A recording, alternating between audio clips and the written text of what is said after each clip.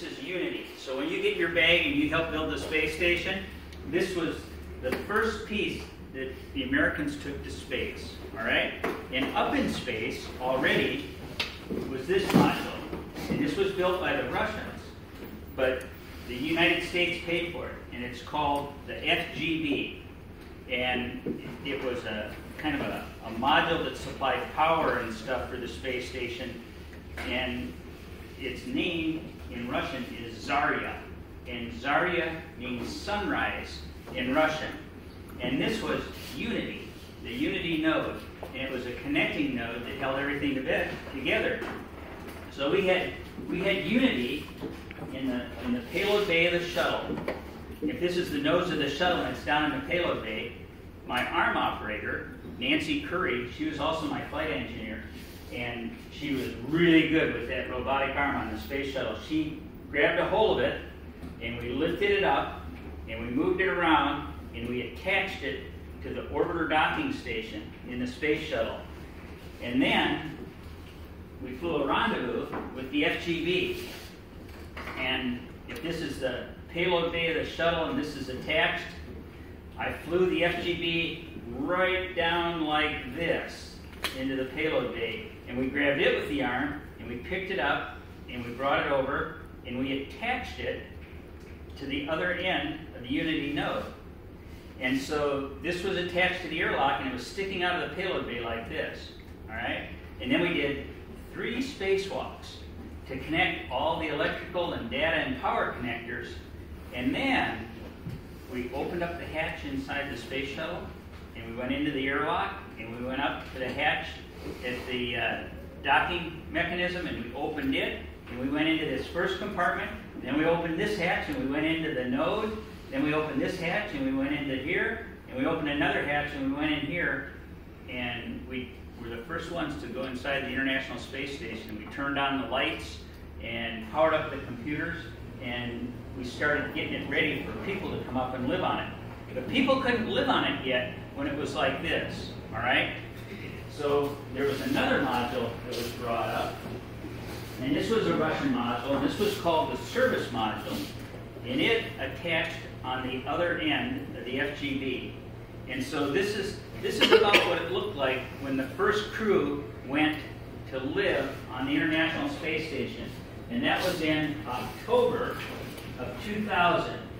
And that first crew came up in a Soyuz spacecraft. This launched on a Russian rocket, and it went in space, and it rendezvoused with the space station, and it docked back here on the end of the service module, and they got out, and they lived inside here for 3 or 4 months, all right, a crew of 3.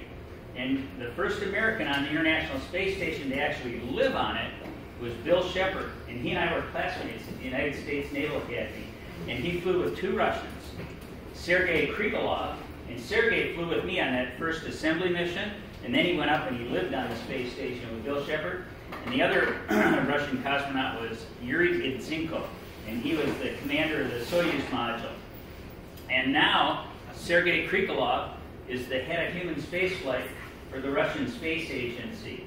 So my good friend, I'm the director of the Kennedy Space Center, and he's the head of the Russian human spaceflight. So that's pretty cool, isn't it? And we got to fly together and build the space station. So it took, starting in 1998, until the last shuttle that went up to the space station, and it was taking up supplies and everything, was STS-135 in 2011.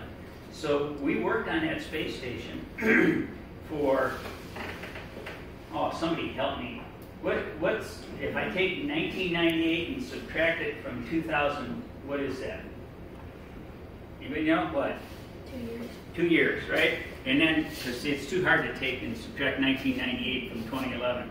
So if I subtract 1998 from 2000, I get 2 years. And then, how far is it from 2000 to 2011? 11 years. So what's 11 plus 2? 13. There you go. 13 years to build the International Space Station. And get it all where we had crews no longer building it, but actually living on it and doing science and working. And now, so this is 1998 to 2017, right? 19 years the space station's been up there. Next year it'll be 20 years since I got to fly my last space shuttle mission. But man, is it cool. There's 6 astronauts up there doing science right now. And one of my good friends, Randy Bresnik, he's a Marine F-18 pilot, astronaut. He launched just last week on a Soyuz, that little spacecraft, to go up and live on the space station. And he launched with a Russian and an Italian, Paolo Nispoli. And they joined 2 other Americans and a Russian that are up there, Peggy Whitson and Jack Fisher. And Jack Fisher's a Navy pilot, and Peggy Whitson, oh man, she grew up on a farm in Iowa, right? And she became a biologist. And she worked at the Johnson Space Center with me, and then she got picked to be an astronaut, and she has commanded the crew of the International Space Station twice now, and she's got more spacewalks and more time in space than any other American female. And she's just one awesome lady. So I think that's